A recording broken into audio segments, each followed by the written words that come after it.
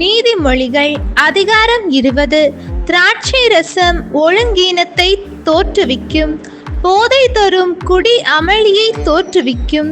அவற்றில் நாட்டங்கொள்பவர் மடையரே. அரசரின் சினம் சிங்கத்தின் முழக்கத்திற்கு நிகர். அரசருக்கு சினமூட்டுகிறவர் தம் உயிரை இழப்பார். விவாதத்தில் ஈடுபடாதிருத்தல் மனிதருக்கு அழகு. ஏனெனில் மூடராய் இருக்கும் எவரும் விவாதத்தை விரும்புகின்றனர். சோம்பேறி பருவத்தில் உழுது பயிர் செய்ய மாட்டார். அவர் அறுவடை காலத்தில் விளைவை எதிர்பார்த்து ஏமாறுவார். மனிதர் மனதில் மறைத்திருக்கும் எண்ணம் ஆழமான நீர்நிலை போன்றது. மெய்யறிவுள்ளவரே அதை வெளிவர செய்வார்.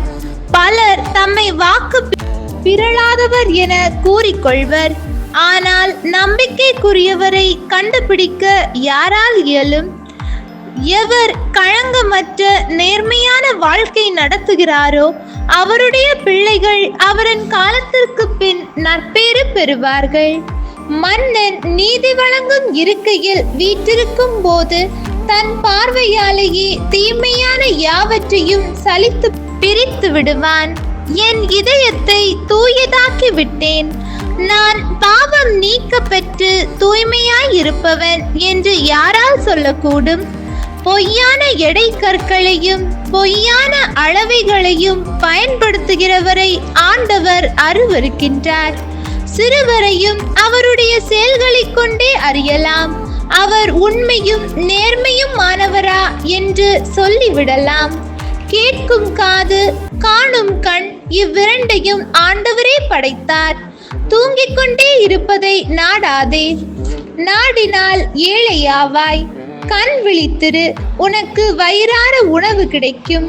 ஒரு பொருளை வாங்கும் போது தரம், குறைவு, விலை மிகுதி என்று ஒருவர் சொல்வார்.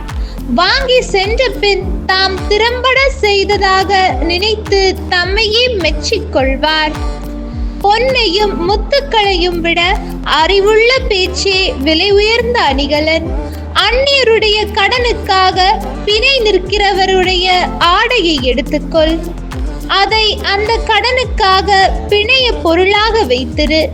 வஞ்சித்து பெறும் உணவு சுவையாயிருக்கும், ஆனால் பின்னர் அது வாய் நிறைய மணல் கொட்டியது போல் ஆகும். நல்ல அறிவுரை கேட்டு திட்டமிட்டால் வெற்றி பெறுவாய். சூழ்ச்சி முறையை வகுக்கும் முன் போரை தொடங்காதே. வம்பளப்போன் மறை செய்திகளை வெளிப்படுத்தி விடுவான். வாயாடியோடு உறவாடாதே. தாயையும் தந்தையும் சபிக்கிறவனின் விளக்கு காரிருள் வேளையில் அணைந்து போகும். தொடக்கத்திலே விரைவில் கிடைத்த உரிமை சொத்து இறுதியிலே ஆசை பெற்றதாயிராது. தீமைக்கு தீமை செய்வேன் என்று சொல்லாதே. ஆண்டவரையே நம்பியிரு, அவர் உன்னை காப்பார். பொய்யான எடை கற்களை பயன்படுத்துகிறவரை ஆண்டவர் அருவருக்கிறார். போலி துலாக்கோலை பயன்படுத்துவது முறையற்றது. மனிதனுடைய வாழ்க்கை பாதையை ஆண்டவர் அமைக்கின்றார். அப்படி இருக்க தன் வழியை மனிதனால் எப்படி அறிய இயலும்?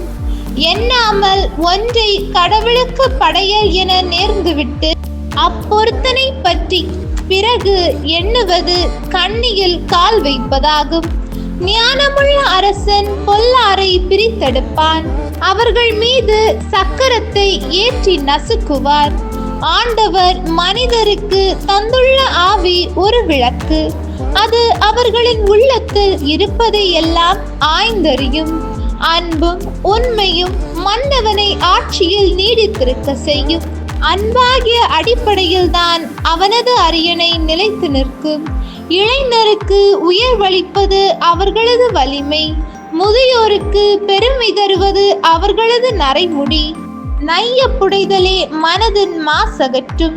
கசையடி கொடுத்தலே உள்ளத்தை தூய்மைப்படுத்தும். ஆண்டவரின் அருள்வாக்கு. இறைவா உமக்கு நன்றி. ஹோலி பைபிள் தமிழ் சேனலில் திங்கள் முதல் வெள்ளி வரை திருவிவிலியத்தின் ஒரு அதிகாரமானது பதிவேற்றம் செய்யப்படும். நம் அன்பு கடவுளின் ஆசியும் அருளும் இன்னும் பலருக்கு கிடைக்கப்பெற ஹோலி பைபிள் தமிழ் சேனலை சப்ஸ்கிரைப் செய்துவிட்டு உங்கள் உறவினர் மற்றும் நண்பர்களுடன் ஷேர் செய்யவும். நன்றி.